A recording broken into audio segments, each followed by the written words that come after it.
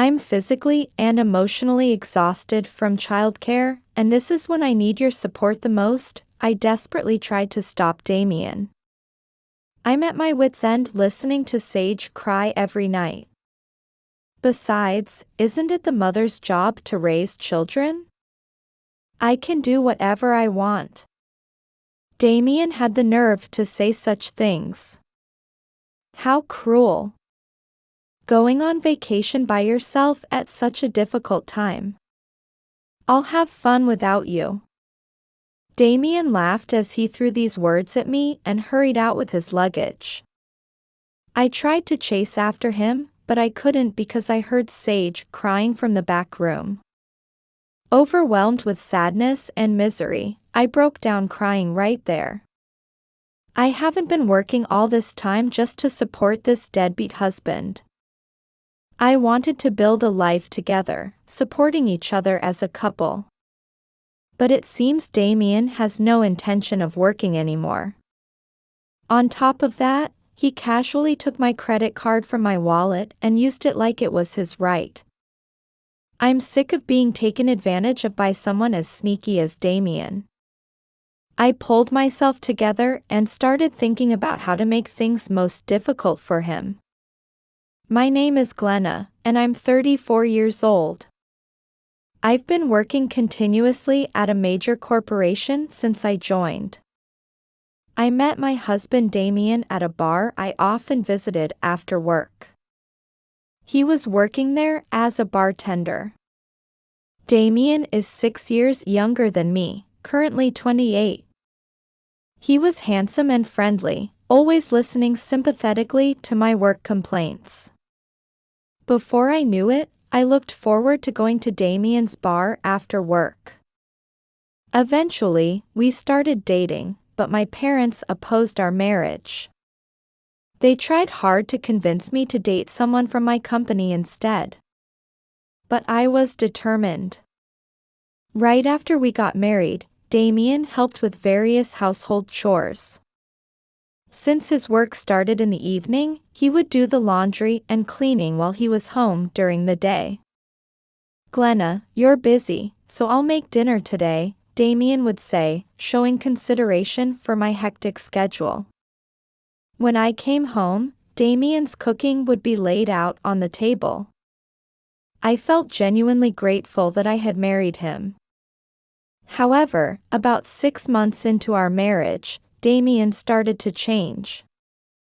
The trigger was my pay stub. One day, Damien happened to see my pay stub on the table and said, "Hey, Glenna. Do you really make this much?" Damien stared intently at the stub with a surprised expression. True, I had never told Damien exactly how much I made monthly. "I knew you earned quite a bit, but I never imagined you made this much. I work on my feet all day and barely make anything." Damien muttered discontentedly to me while clasping his hands behind his head. Then one day, Damien suddenly said to me, "I quit my job." What? I was shocked. He quit his job without consulting me, his wife, at all. "Honestly, my earnings are nothing compared to your salary, and I figured we could live on just your income. I'll focus on the housework, so you can throw yourself into your job." I was speechless. Actually, that day, I wasn't feeling well and had just confirmed with a pregnancy test from the pharmacy. The result was positive. I had planned to tell Damien about the pregnancy that day. "Actually, I'm pregnant." What? Damien seemed very surprised by this sudden news. "I found out today with a test. I'll have to take maternity leave for a while, so I'm a bit worried about you quitting your job." I honestly shared my concerns with Damien, despite my confusion. He immediately replied, "But your company pays maternity benefits, right?" Well, yes. My mind was in chaos. Even after telling him about the pregnancy, Damian showed no signs of joy and only kept asking how much money I would receive from the company during maternity leave. Damian insisted, "I'll take care of all the housework. I'll take care of the baby too. You just need to focus on bringing home your salary." Though his words might sound kind, something didn't sit right with me. I was aware of the income gap between Damian and myself. But I never imagined I would end up supporting Damian completely. I could feel my distrust in him growing. Hospital tests confirmed that I was indeed pregnant. I worked hard until just before my maternity leave while battling morning sickness. Meanwhile, Damian became a house husband and was always at home, but he gradually stopped doing housework. When I came home from work, the house was a mess. Dirty dishes piled up in the kitchen, left unwashed. Though Damian said, "Welcome home," he lay on the sofa and wouldn't move from his phone. "I'm home." "Damian, what about dinner?" "I already ate at the local diner." "Sorry, but you can heat up some frozen food." Damian said this while pointing to the freezer. Exhausted from work and hungry, I didn't even have the energy to argue with him, so I just heated up frozen food as suggested that day. Time passed, and eventually I entered my maternity leave period. Once I was home all the time, Damian did even less. When I asked him to do more housework, he would say, "You're home now too, so it's weird if I'm the only one doing housework," and storm out angrily. While our marriage continued to deteriorate this way, fortunately, the baby in my belly grew steadily. Eventually, I reached full term and gave birth to a healthy baby girl, whom we named Sage. After the birth, my mother came to our house to help out. I have an older sister named Natalee. Natalee is already married and lives in an apartment with her husband Kain. They don't have children, and Natalee is a housewife. One day, Natalee came to visit our house alone. "Congratulations on the baby, Glenna." Natalee brought a gift to celebrate my baby's birth. "Oh, she's so cute." Natalee happily held and gazed at Sage. Damian watched Natalee with a smirk. I felt uncomfortable. Compared to plain, work-focused me, Natalee was a striking beauty with the charm to captivate men. Every time Natalee came to our house, Damian would act lovesick and hover around her. "It's hot today." "My throat is so dry," Natalee said, and Damian rushed to the refrigerator, poured juice in a glass, and brought it to her. "Here, have some juice." "My, Damian, you're so thoughtful." "I wish my husband was this considerate." Saying this, Natalee drank the juice in one go. Damian stood there with a shy smile, not leaving Natalee's side. After Sage was born, Natalee started coming to our house frequently. Each time, Damian would happily chat with her. Yet he completely ignored me, exhausted from taking care of Sage. A few months after Sage was born, her night crying had gotten worse lately. I was unsteady from lack of sleep. Damian grew increasingly irritated with Sage, who wouldn't stop crying. Shut up. I'm going crazy staying in this house all the time." I felt angry at Damian, who would yell such things. "If you hate being at home so much, why don't you go work? Lately you barely do any housework, and you don't help with Sage at all." Then Damian glared at me and shot back, "We can live fine on your maternity benefits, so why should I bother working?" I realized it then. Damian had no intention of working anymore. He had completely become a parasite. With Sage, we're going to need more and more money going forward. It's unacceptable for a father to just lounge around without working or helping with housework. I yelled angrily at Damien. Then Damien silently headed for the entrance. Wait, Damien, where are you going? To Natalee's place, Damien muttered while putting on his shoes. What? I was shocked. Why would he go to Natalee's place after fighting with me? That night, Damien emailed me saying I'm staying at Natalee's place tonight. When I called Natalee, she laughed and said, "Don't worry about it. All couples fight sometimes." Then the next day, Damien came back. When I approached him to talk things out, Damien was busily packing something. Damien, what are you doing? What do you mean? Preparing for a trip. What, a trip? I was so surprised I didn't know where to start with my questions. I've been mentally ill from stress lately, right? When I told Natalee about it, she suggested we all go on a trip to cheer up. But, where are you going? Canada. We're going to eat lots of good seafood and stuff. We'll be gone for 2 nights and 3 days. My head was spinning from this sudden development. Don't tell me you're going just with Natalee? I asked anxiously. Of course not, Kain's coming too, Damien answered with a laugh. I'm physically and emotionally exhausted from childcare, and this is when I need your support the most. I desperately tried to stop Damien. I'm at my wit's end listening to Sage cry every night.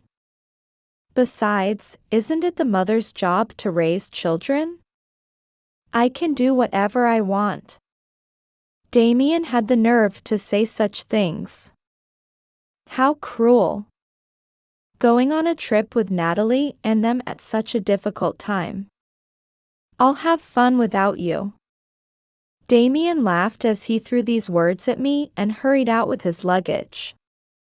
I tried to chase after him, but I couldn't because I heard Sage crying from the back room.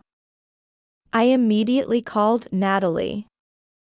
Sorry. But everyone needs a break when they're mentally drained, right? I checked and found some available seats, and we managed to get round-trip tickets. Kain can take 3 days off work, so we're going on a quick trip to Canada.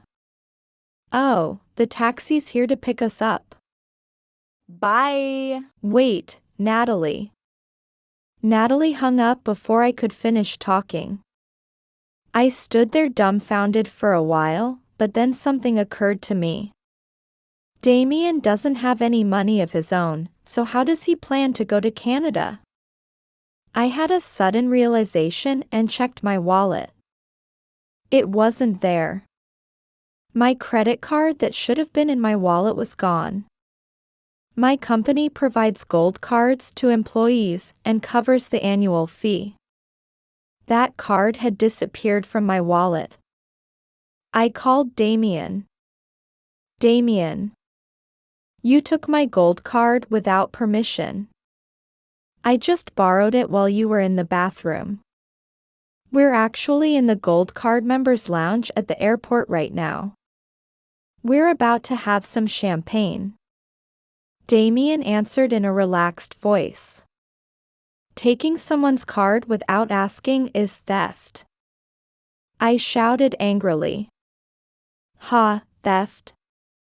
I've been living off your income anyway, right? Using your credit card is just doing what I always do. No need to get so angry about it. See ya. With that, Damien hung up. I couldn't believe it. Next to me, Sage started crying again. Looking around the house, it was cluttered and messy, with things scattered everywhere. I was exhausted from constantly taking care of Sage. Yet here was Damien, going on a trip to Canada with Natalee and them. This is ridiculous. I broke down crying, feeling utterly miserable. That's right, I should contact the credit card company and request to cancel the card. I hurriedly looked up the company's contact information. But wait. I thought for a while. Then I decided not to make the call.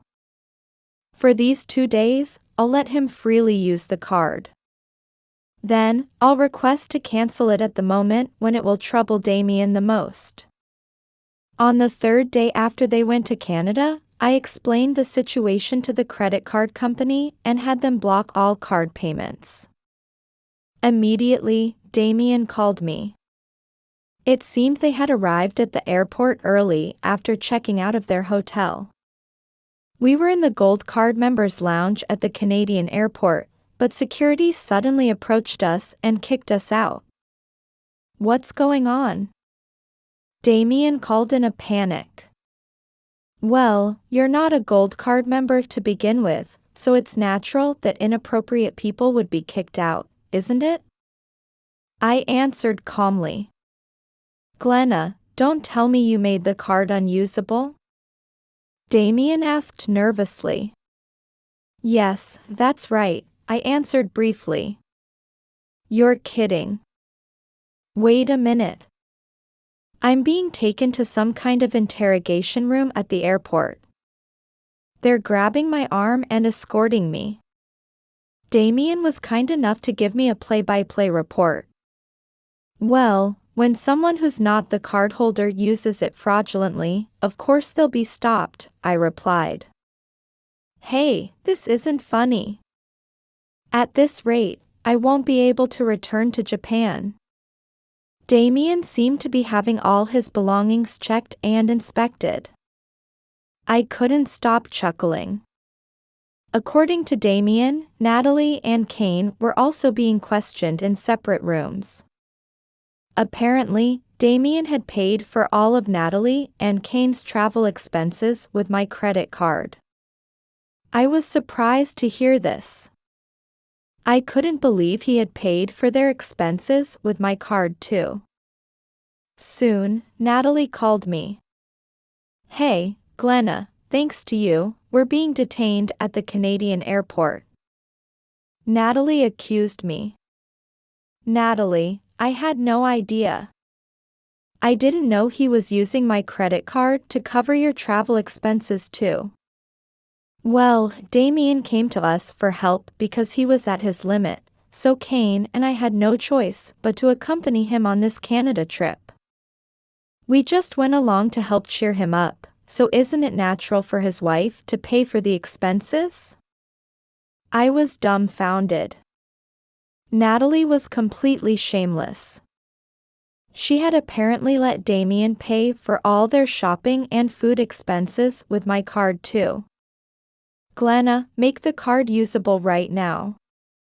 No. When I refused, Natalee raised her voice in anger. What's your problem? You're just a plain woman who's only good at working, and you had the nerve to have a baby before me. Stop being difficult and make the card usable right now. You must have plenty of savings anyway. Natalee said such shocking, horrible things to me. But this must be her true feelings. Because Natalee was prettier and always pampered by others, she had always looked down on plain old me. It seems she wasn't really happy that I had a baby before her. The voice on the phone suddenly changed to Kain. Hello, Glenna? This is Kain. I'm truly sorry about all this. Natalee lied to me. She told me, Glenna is begging us to go on a trip with Damien to help relieve his stress, and she'll cover all the costs. I was shocked. I couldn't believe Natalee would tell Kain such an outrageous lie. I'm going to buy my own airline ticket and return alone, Kain stated firmly. I could hear a panicked Natalee making a fuss in the background. What do you mean you're going back alone, Kain? Exactly what I said. I have my own credit card and cash, so I'll buy a ticket and go back. Wait. Why are you going back alone? Buy tickets for me and Damien too. Otherwise, we can't get back. Natalee angrily said to Kain. Damien seemed to join in, as I could hear his loud voice. Yes, Kain, please. Please buy our tickets too. Damien was shouting his plea to Kain. No, I refuse. I was surprised to hear Kain's words. Sure, I hated Damien and Natalee for using my credit card without permission. But I couldn't understand why Kain would treat them so coldly. Then Kain said to me, Glenna, please stay calm and listen. Damien and Natalee are having an affair. What? I was completely shocked by Kain's sudden revelation. Apparently, Kain had recently become suspicious of how close Natalee and Damien had become. One day, when Kain returned from work, he smelled the cologne that Damien always wore and thought it was strange. The scent had even drifted into the bedroom, which made Kain suspicious. However, he didn't have definitive proof of their affair. When they invited me to go on this Canada trip with them, I thought, I'll pretend I don't notice anything and go along, then catch them in the act of their affair. Like Kain, I had been troubled by how close Damien and Natalee were. Though I had my doubts about Damien, I never thought he would actually have an affair. As for Natalee, I thought she wouldn't get romantically involved with her sister's husband. Even if Damien made advances, I thought Natalee would reject him. I had somehow trusted her. But that trust was completely betrayed. On the first night of the trip, around 3 a.m., Natalee got up from bed, left the room, and went into Damien's room right across the hall. I saw it with my own eyes, Kain said. I was shocked by his words. Natalee, I deliberately pretended to be sound asleep, but the moment the door closed, I ran to it and looked through the peephole into the hallway. That's when I saw you entering Damien's room. Damien welcomed you in with his arm around your shoulder, Kain said, his voice tinged with anger. No, that's not, but Kain, you were snoring and fast asleep. Natalee frantically said to Kain. I was acting. I figured if I pretended to be sound asleep snoring, you would sneak out of the room and eventually go to Damien. My prediction was spot on. Natalee was making excuses next to Kain. Damien came to our place so often, and each time Natalee would welcome him with heavy makeup, looking so happy. Did you think I wouldn't notice such behavior? Don't underestimate me. Kain exploded in anger. Both Natalee and Damien seemed to fall silent in front of the furious Kain. About an hour later, you came back to the room and casually went to sleep next to me. It's absolutely ridiculous. Having an affair with your brother-in-law. On the second night, you snuck out of the room and came back 2 hours later. Did you think you got away with it because you weren't caught on the first day? What, Kain, you were awake then too? Natalee's voice was trembling. Yes, I was awake. Though I was pretending to be sound asleep. Going on a trip with your husband and having an affair with your brother-in-law, what kind of person does that? Damien, I won't forgive you either. Kain, well, how should I say this, Damien mumbled something but couldn't deny it. Kain said to me, I'm going to buy my own ticket and go back. I plan to leave these two here. Is that okay with you, Glenna? Of course. Please do that. Damien, Natalee, you two can live happily together in Canada. Don't ever come back here. When I said this laughing, Damien begged loudly, please, Glenna. Just send us money for the airline tickets, please. Damien, since you used to be a bartender, why don't you try getting hired at an airport bar? Natalee's good at flirting with men, so she can work as a hostess out front, I answered with a laugh. And so, Kain returned safely by himself. Kain and I made an agreement to execute a certain plan. Both Kain and I proceeded with what needed to be done, working around our jobs. Eventually, both Damien and Natalee begged their parents for help with airline tickets and somehow managed to return a few days later. Damien called me from the airport after returning to his apartment. Glenna, what's going on? I came home but I can't get in because the key doesn't work. And there's a vacancy sign on the door. Damien seemed to be in a panic and said this to me frantically. Oh, I canceled the lease on that apartment, I replied. What? Damien seemed frozen in shock. That apartment was leased in my name. I can do whatever I want with it, I responded matter-of-factly. What about my belongings? I disposed of everything. After all, you didn't have anything worth much, nothing the second-hand dealers would even buy. What are you talking about? You're kidding, right? Damien's voice was shaking. You have the minimal belongings you took to Canada, right? That should be enough. You can sleep rough anywhere. Sleep rough. Glenna, where are you now? I'm not telling you. I've moved and am living peacefully with Sage in a new apartment, I said with a laugh. I'll return your credit card. Please, meet with me. Damien kept begging to meet.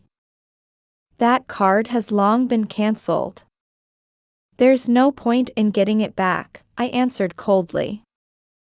I deliberately let you use the card freely until partway through so that I could saddle you with debt after the divorce, I explained. Divorce? Debt? Yes. Taking your wife's card without permission and using large amounts of money unauthorized, the court should grant a divorce quickly with that evidence. Damien stammered nervously, wait, I don't want a divorce. I have no house and no money, how am I supposed to live? Well, that's not my problem. I've decided to work hard and raise Sage by myself from now on. Hey, Glenna, listen, I was wrong, I'm sorry. I don't want a divorce. I hung up the phone, ignoring Damien's desperate pleas. Meanwhile, Natalee also seemed to be in a panic after losing her home. Kain, where are you? I can't get into the apartment, where am I supposed to sleep tonight? Please, help me. Natalee apparently tried to cling to Kain. I sold that apartment. I'm divorcing you. From now on, all communication will be through my lawyer. Don't contact me directly anymore. Goodbye. Wait. Please, Kain. The thing with Damien, he forced himself on me and I had no choice but to go along with it. You're the only one I love. Oh really? For someone who was so forced, you looked pretty happy going into his room. Throughout the trip, you were constantly talking with Damien. Do you have any idea how miserable that made me feel? I don't even want to speak to someone as despicable as you. After that, Natalee was blocked by Kain and had no way to contact him. And so, Damian and Natalee, who had finally returned from Canada, ended up wandering the streets with their travel bags, with no home to return to. Later, I divorced Damien through a lawyer's mediation. I demanded compensation from both Damian and Natalee. Damien was also ordered to repay all the money he spent using my credit card. Kain and Natalee also divorced, and he demanded compensation from both Natalee and Damien. Damien and Natalee, both abandoned, apparently found a place to live together. It was a rundown apartment building about 40 years old. Damien wandered looking for work but couldn't find employment easily.